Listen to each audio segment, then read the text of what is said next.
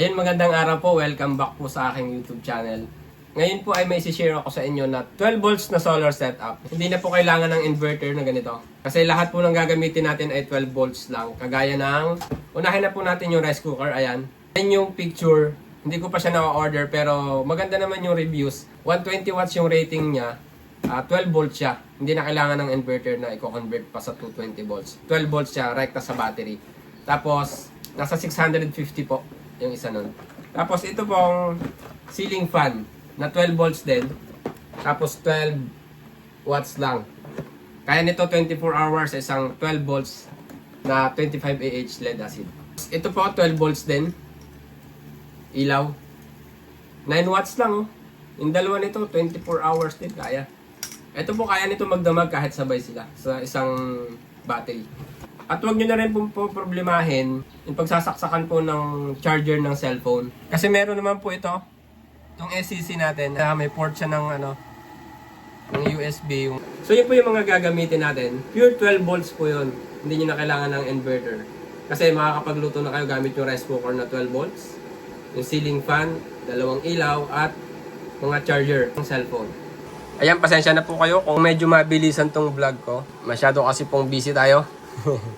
Pasensya na po kayo. Pero ayan naman po ay pinapaliwanag ko hanggang sa maabot na aking makakaya.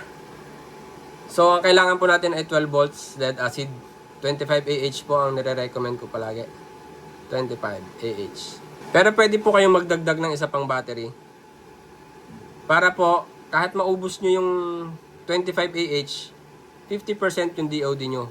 Kasi dalawa sila, pag inubos mo yung isang buo niyan, tig-kalahati lang sila ng tira. So 50%, mas magtatagal yung battery nyo. Pero nasa sa inyo po yun. Tapos, ang kailangan nyo po ay panel. Nasa sa inyo po kung 60 watts or 100 watts. Kapag po nagdalawang battery kayo, kailangan nyo ay 100 watts kasi kaya niyang punuin yung isang ganito. Eh kalahati lang naman yung ubusin nyo magdamag. Kung isa lang pong battery, ay pwede na yung 60 watts. Nasa 1.8 na po ngayon ito. Lalagay ko yung presyo. Ito ay nasa 1.4 na. Ngayon. Ito namang 100 watts, nasa 1.8 na. Yung 60 watts, hindi ko alam kung magkano siya ngayon.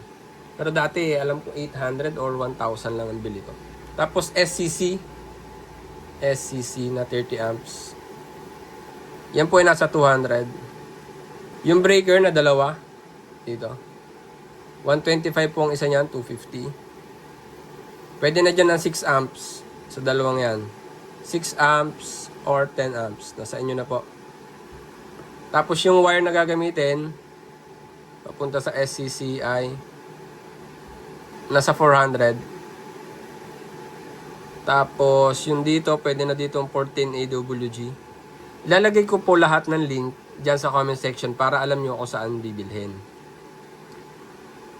Yung pong, ito pong wire na ito, siguro nasa 200. So, bali yan po yung mga components na bibilhin nyo. Yan po ay nasa 4,250. Ang maganda po dito, matipid siya kasi walang inverter. Kumakain pa rin kasi ng kuryente yung inverter. Nasa 20 watts pa rin yung idle consumption nun. Tapos po yung rice cooker na 12 volts, 650 yon. Nandyan din yung link. Yung ceiling fan, 300. Yung 12 volts na ilaw, nasa 80 ang isa din, nasa 160. So, yun lang po, 1,110. Yan po yung mga gastos nyo. Para magkaroon tayo ng 12 volt setup. Pure 12 volt setup. Yun pong 1225 Ah. Kapag times nyo lang po yan, 12 times 25 is 300 watt hour. So, kung ang gagamitin mo ay isang battery lang, yan yon. Halimbawa po, 300 watt hour. Halimbawa, ang gagamitin mo yung ceiling fan at yung ilaw. Isang 12 watts at saka isang 9 watts. 21 watts yung gagamitin mo. Kung full charge ka sa gabi, 300 divide 21 watts, 14 hours. Yan ang itatagal ng battery nyo dun sa ceiling fan at ilaw na magkasabay sa magdamag. Kung full charge yung inyong battery. Kaya nire-recommend ko na dalawahin nyo. Ito, para pang backup yung isa. At saka matagal masira yung battery nyo kapag 50% TOD kayo.